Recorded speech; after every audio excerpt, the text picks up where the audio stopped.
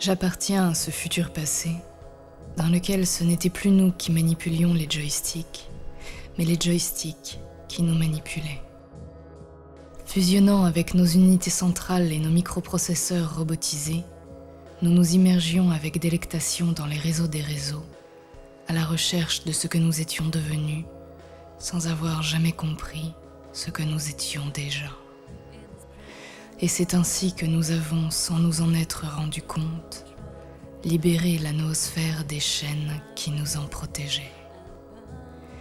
Je n'étais qu'un noanaute, un simple pèlerin noosphérique qui, aux commandes de nooscaf volés aux grands armateurs, espérait juste explorer les confins de la noosphère en quête des entités légendaires qui l'habitaient.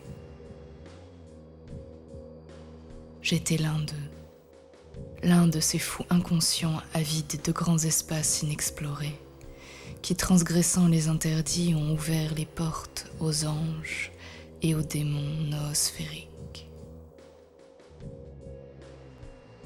Cela s'est passé au tout début du XXIe siècle, à l'aube de l'ère biolithique.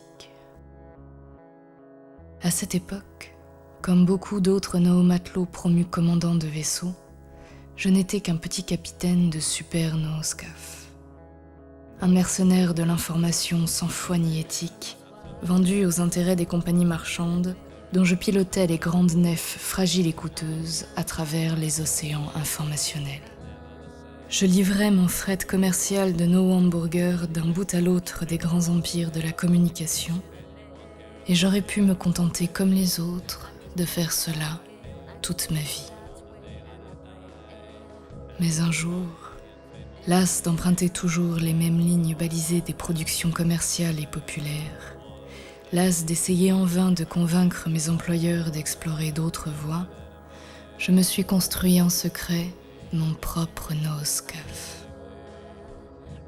Jour après jour, j'ai volé sur les noocargos les pièces détachées nécessaires à la construction de ma petite navette furtive, un nooscaf miniature et agile qui allait me permettre d'explorer ces nooconfins inaccessibles et dangereux, entreaperçus lors de mes transports noosphériques commerciaux. Je l'avais équipé de nooprocesseurs puissants, car je voulais pouvoir franchir la barrière des récifs informatiques et remonter les courants contraires des flux archétypaux.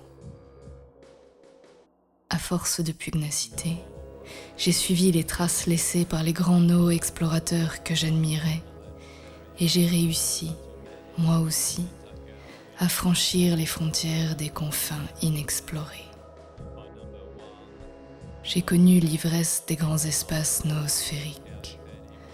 J'ai voltigé dans la lumière originelle de firmaments virtuels inconnus, aveuglés par les feux lointains de la noogénèse.